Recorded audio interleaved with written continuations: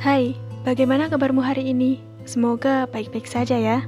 Di kesempatan kali ini, aku ingin mengajak kamu untuk mengetahui beberapa fakta mengenai perkembangan bahasa Indonesia. Ini dia sejarah bahasa Indonesia. Tahukah kamu, pertumbuhan dan perkembangan bahasa Indonesia tidak dapat dilepaskan dari kondisi sosial, ekonomi, politik, dan budaya pada saat itu. Bahasa Indonesia lahir daripada pejuang Republikan atau orang yang menganut demokrasi republik, yang menginginkan terbentuknya satu negara baru yang disebut Negara Kesatuan Republik Indonesia. Tapi, apakah bahasa Indonesia hanya berasal dari bahasa Melayu belaka? Dilansir dari kompas.com, bahasa Melayu mengalami perkembangan dan pertumbuhan yang pesat. Bahasa Melayu menyebar ke pelosok Nusantara bersamaan dengan menyebarnya agama Islam. Ini mudah diterima masyarakat dan dijadikan sebagai bahasa penghubung antar pulau, antar suku, atau antar pedagang. Lama-kelamaan, bahasa Melayu dipakai di wilayah Nusantara. Dalam perkembangannya, bahasa Melayu dipengaruhi budaya di Nusantara. Dalam versi lain, bahasa Melayu mulai dituturkan oleh kalangan masyarakat yang berbeda pada saat itu, mengingat Indonesia merupakan salah satu jalur perdagangan dunia. Ada dari Arab, Eropa, Cina, dan dari negara-negara lainnya. Fenomena tersebut disebut dengan lingua franca, yang berarti bahasa pengantar atau bahasa pergaulan di suatu tempat di mana terdapat penutur bahasa yang berbeda-beda. Selain itu, bahasa lain juga mulai menambahkan kosakata baru pada bahasa Melayu tersebut. Misalnya pada kata kursi yang diambil dari bahasa Arab yaitu kursiun, atau kata nastar dari bahasa Belanda ananastart. Perbedaan penutur dan penambahan kosakata dari bahasa lain itulah yang membuat bahasa Melayu semakin beragam dan berbeda. Perbedaan-perbedaan itu diresap ke dalam satu bahasa baru yang bernama Bahasa Indonesia. Pada tanggal 28 Oktober 1928, Bahasa Indonesia secara resmi diakui oleh para pemuda sebagai Bahasa Persatuan pada Kongres Pemuda II.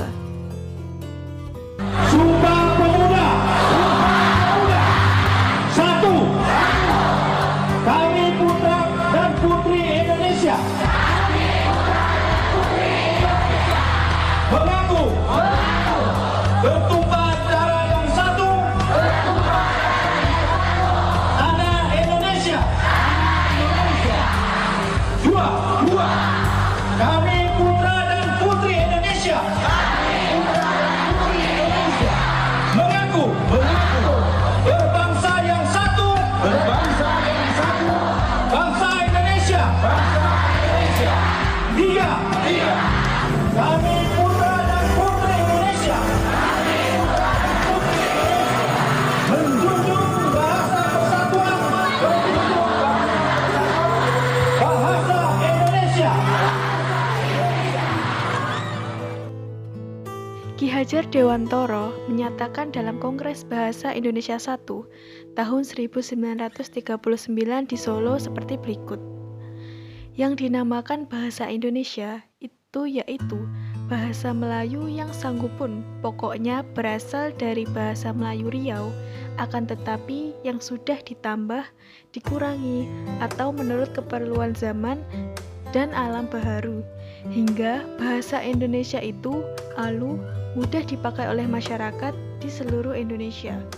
Pembaharuan bahasa Melayu hingga menjadi bahasa Indonesia itu harus dilakukan kaum ahli, yang beralam baru ialah alam kebangsaan Indonesia. Intinya, bahasa Indonesia itu berasal dari bahasa Melayu yang mengalami penambahan, pengurangan, dan perubahan, meresap dari bahasa lain, baik bahasa daerah maupun bahasa dari negara lain, dan mengubahnya menjadi bahasa sehari-hari masyarakat. Dari hal di atas dapat dibayangkan betapa besarnya kerelaan berbagai etnis di Nusantara dalam menerima bahasa Melayu menjadi bahasa Indonesia.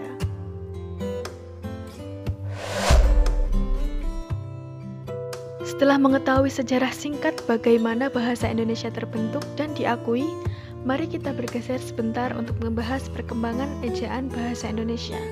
Berikut daftarnya. Ejaan Van Ophuijsen tahun 1901 hingga 1947. Sejarah ejaan bahasa Indonesia diawali dengan ditetapkannya ejaan Van Ophuijsen pada tahun 1901. Ejaan ini menggunakan huruf Latin dan sistem ejaan bahasa Belanda yang diciptakan oleh Charles A. Van Ophuijsen. Ejaan Van Ophuijsen berlaku sampai dengan tahun 1947.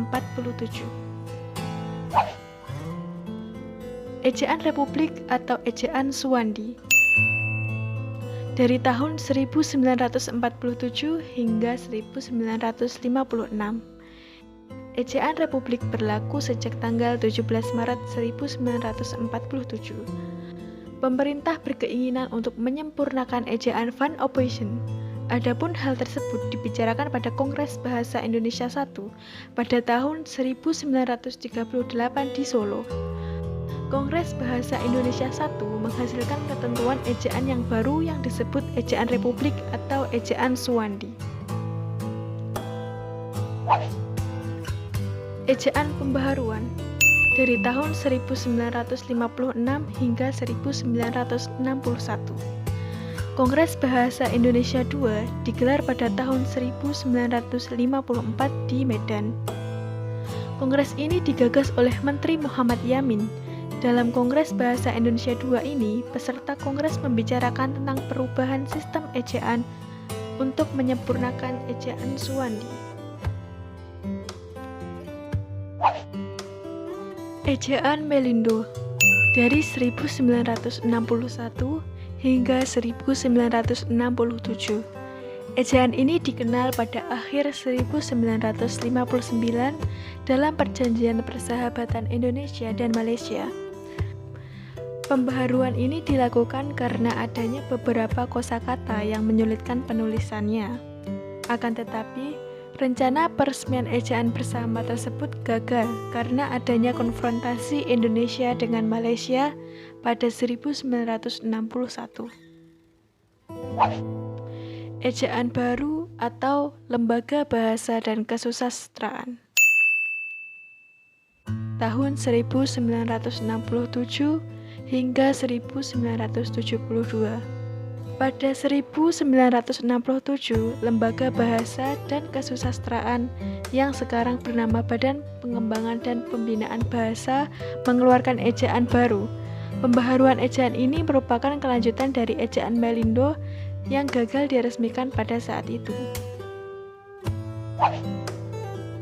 Ejaan Bahasa Indonesia yang disempurnakan tahun 1972 hingga 2015. Ejaan Bahasa Indonesia yang disempurnakan berlaku sejak 23 Mei 1972 hingga 2015 pada masa Menteri Mashuri Saleh. Ejaan ini menggantikan ejaan Suwandi yang berlaku sebelumnya. Ejaan Bahasa Indonesia yang disempurnakan ini mengalami 2 kali perbaikan, yaitu pada tahun 1987 dan 2009. Ejaan Bahasa Indonesia sejak tahun 2015 hingga sekarang. Pemerintah terus mengupayakan pembenahan terhadap ejaan bahasa Indonesia melalui Badan Pengembangan dan Pembinaan Bahasa Indonesia. Pasalnya, pemerintah meyakini bahwa ejaan merupakan salah satu aspek penting dalam pemakaian bahasa Indonesia yang benar. Ejaan Bahasa Indonesia diresmikan pada 2015 di masa pemerintahan Joko Widodo dan Anies Baswedan sebagai Menteri Pendidikan dan Kebudayaan Republik Indonesia.